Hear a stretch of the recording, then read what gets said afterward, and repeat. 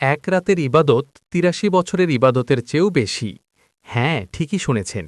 এই রাতেই নাজিল হয়েছিল পবিত্র কোরআন। এই রাতেই ফেরেশতারা নেমে আসে পৃথিবীতে। কিন্তু প্রশ্ন হল, লাইলাতুল কদরে কোন আমল করলে সবচেয়ে বেশি সওয়াব পাওয়া যায়? আজকের ভিডিওতে আমরা জানব লাইলাতুল কদরের ৭টি গুরুত্বপূর্ণ আমল, যা করলে আপনি এই রাতের পূর্ণ ফজিলত পেতে পারেন। তাই ভিডিওটি শেষ পর্যন্ত দেখুন। ১. বেশি বেশি নফল নামাজ পড়া। লাইলাতুল কদরের সবচেয়ে গুরুত্বপূর্ণ আমল হল নামাজ। রসুল সাল্লাল্লাহু আলাইহি ওয়াসাল্লাম বলেছেন, যে ব্যক্তি ঈমানের সাথে এবং সওয়াবের আশায় লাইলাতুল কদরে নামাজ পড়বে, তার পূর্বের সব গুনাহ ক্ষমা করে দেওয়া হবে। সহিহ বুখারী। তাই এই রাতে তাহাজ্জুদ, নফল নামাজ এবং দীর্ঘ কিয়াম করার চেষ্টা করুন। ২. কোরআন তিলাওয়াত। এই রাতেই কোরআন নাজিল হয়েছে। আল্লাহ বলেন, নিশ্চয়ই আমি কোরআন নাজিল করেছি লাইলাতুল কদরে। সূরা কদর। তাই এই রাতে বেশি বেশি কোরআন তিলাওয়াত করা অত্যন্ত গুরুত্বপূর্ণ আমল। অল্প হলেও মনোযোগ দিয়ে পড়ুন। ৩. বেশি বেশি দোয়া করা। লাইলাতুল কদর হল দোয়া কবুলের রাত।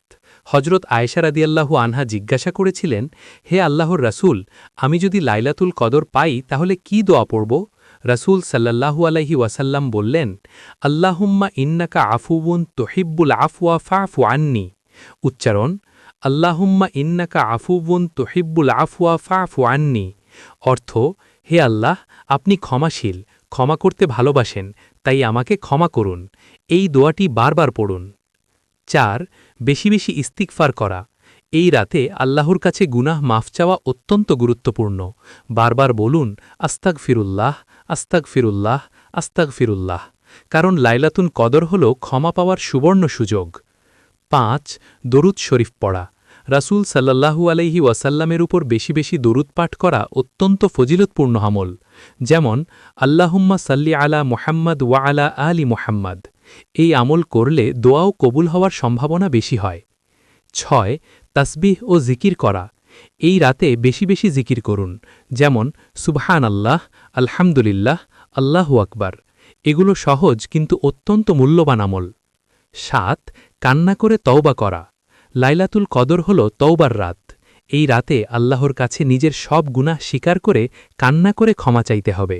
কারণ আল্লাহ বলেন, হে আমার বান্দারা, তোমরা আমার রহমত থেকে নিরাশ হইও না। লাইলাতুল কদর কখন? রাসূল সাল্লাল্লাহু আলাইহি ওয়াসাল্লাম বলেছেন, লাইলাতুল কদর খুঁজে নাও রমজানের শেষ ১০ দিনের বেজোর রাতগুলোতে, যেমন ২১, ২৩, ২৫, ২৭, ২৯। তবে অনেক আলেম মনে করেন ২৭ রমজানের রাত হওয়ার সম্ভাবনা বেশি। প্রিয় ভাই ও বোনেরা, লাইলাতুল কদর এমন একটি রাত যা আমাদের জীবনে হয়তো কয়েকবারই আসে।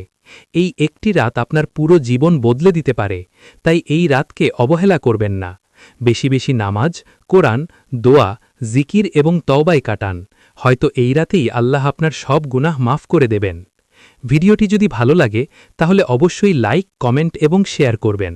আর ইসলামিক ভিডিও পেতে এমআর টিভিবিডি ওয়াজ চ্যানেলটি সাবস্ক্রাইব করুন। আল্লাহ আমাদের সবাইকে লাইলাতুল কদরের ফজিলত পাওয়ার তৌফিক দান করুন। আমিন।